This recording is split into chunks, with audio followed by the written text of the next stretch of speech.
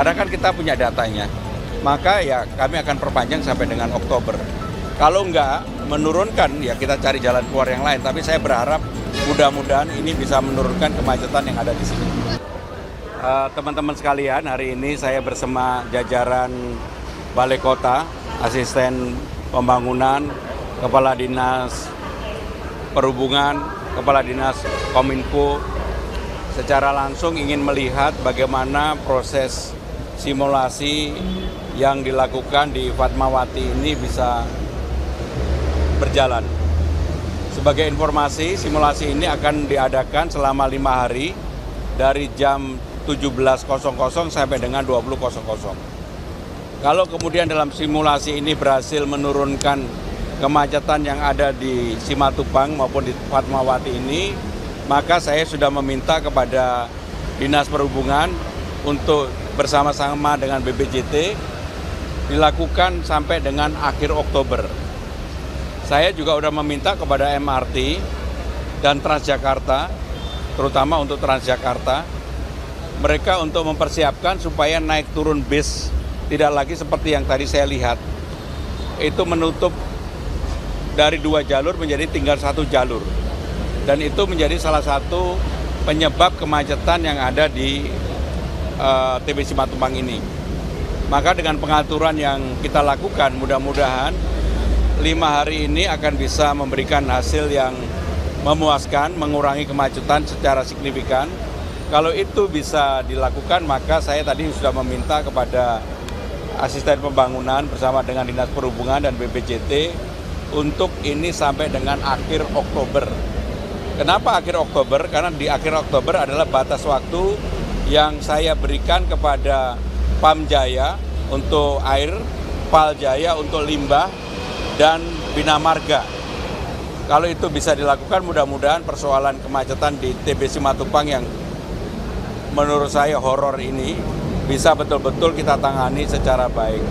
Maka dengan demikian hari ini saya sengaja untuk melihat secara langsung bagaimana proses penanganan ini. Selain tadi, saya juga melihat yang di Cikini untuk membuka jalur yang dinamakan Pelikan Crossing. Dan yang paling penting saya juga sudah menyampaikan nggak boleh ada taksi, ojol atau apapun berhenti di Pelikan Crossing. Kalau itu ada pasti kemacetan akan terjadi. Maka memang Jakarta yang seperti ini penanganannya harus dilakukan langsung di lapangan. Itu ya. Pak, parameter keberhasilannya ini nanti seperti apa Pak untuk pertimbangan nanti di akhir Oktober ini? Yang paling utama 5 hari ini. Kalau 5 hari ini kemacetan katakanlah bisa diturunkan, karena kan kita punya datanya, maka ya kami akan perpanjang sampai dengan Oktober. Kalau enggak menurunkan ya kita cari jalan keluar yang lain. Tapi saya berharap mudah-mudahan ini bisa menurunkan kemacetan yang ada di sini. Dengan hubungan satu lajur tol ini kan jadi ada potensi pendapatan dari tol sendiri yang berkurang lah kalau dari Tidak ada pendapatan tol yang berkurang karena memang hanya kita gunakan jalur sebelah kiri yang selama ini tidak dilalui. Sehingga dengan demikian tolnya pendapatan dari tol nggak berkurang. Kira-kira turun berapa persen Pak untuk nantinya akan dilanjutkan lebih? Saya akan meminta kepada Dinas Perhubungan dan Asisten Pembangunan untuk menghitung itu ya. Sehingga kalau kemudian saya jawab pasti saya ngarang. Saya nggak mau ngarang. Tapi intinya mudah-mudahan apa yang kita lakukan setelah melakukan evaluasi ini, penurunan kemacetan di Simatupang dapat dilakukan. Saya sendiri sudah 2 kali sengaja naik tanpa dikawal di tempat ini, memang kemacetannya horor. Pak, tenggat waktu proyek galian ini yang sampai akhir Oktober, apakah cuma di TB Simatupang atau di titik lain? Ya, semua yang berkaitan dengan pembangunan yang dilakukan oleh pemerintah Jakarta, saya sudah meminta kepada asisten pembangunan untuk mempunyai aturan main. Sebelum mereka mendapatkan itu dan mengerjakan, maka beberapa hal yang harus dilakukan. Sehingga kita lakukan pencegahan di awal. Nggak bisa lagi, misalnya lah, begitu sudah mendapatkan proyeknya di satu titik yang tidak dikerjakan, tetapi dibuat bedeng, dibuat tertutup, dan kita semua nggak tahu apa yang terjadi sebenarnya. Yang seperti itu saya minta untuk tidak diulangi kembali. Ya. Pak, terkait isu lain Pak, soal viralnya pelantikan Bupati Pramono oleh Jadi istri saya sebenarnya nggak punya jabatan apa-apa di balai kota.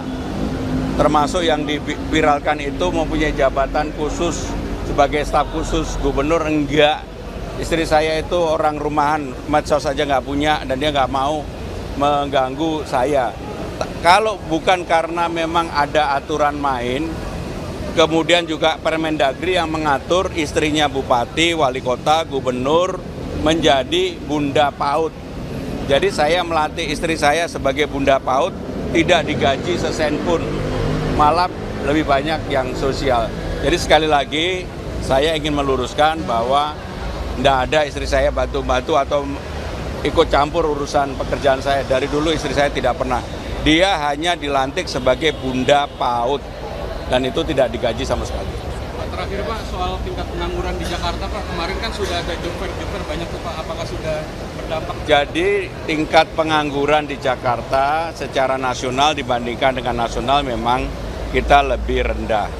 Tetapi saya sendiri sudah meminta kepada seluruh jajaran untuk bisa APBD kita itu menciptakan lapangan pekerjaan. Maka kenapa tadi misalnya dengan Damkar besok akan diumumkan siapa yang lulus di awal, hari Rabu akan diumumkan, dan di tempat lain juga akan dilakukan yang sama termasuk job fair yang diadakan. Sehingga dengan demikian pemerintah Jakarta berusaha untuk berperan serta bersama-sama dengan pemerintah pusat untuk menurunkan pengangguran. Satu lagi, tadi pagi Bapak bilang kalau banyak daerah lain yang meminta bantuan atau hibah dari Damkar, itu apa Pak? Dan daerah mana? Ya daerahnya banyak banget. Minta apa Pak? Ada yang minta mobil damkar, alat apar dan sebagainya. Daerah? Ya nanti saya nggak mau menyinggung siapa aja lah. Pak, pelaku usaha warteg itu pada khawatir ketika adanya KTR ini mereka mengeluhkan omset turun Pak. Adanya apa? Pelaku warteg-warteg itu dia khawatir adanya nanti KTR ini bisa menurunkan omset KTR? mereka. Iya, Kawasan tanpa rokok. kawasan tanpa rokok itu. Oh, pasti perda itu tidak akan membuat UMKM menurun. Dan saya ketika menyampaikan ke DPRD, salah satu concern saya itu. Jadi pembatasan yang dilakukan tanpa rokok itu hanya di tempat-tempat yang tertutup, yang dimana UMKM nggak pernah jualan di situ. Ya, terima kasih.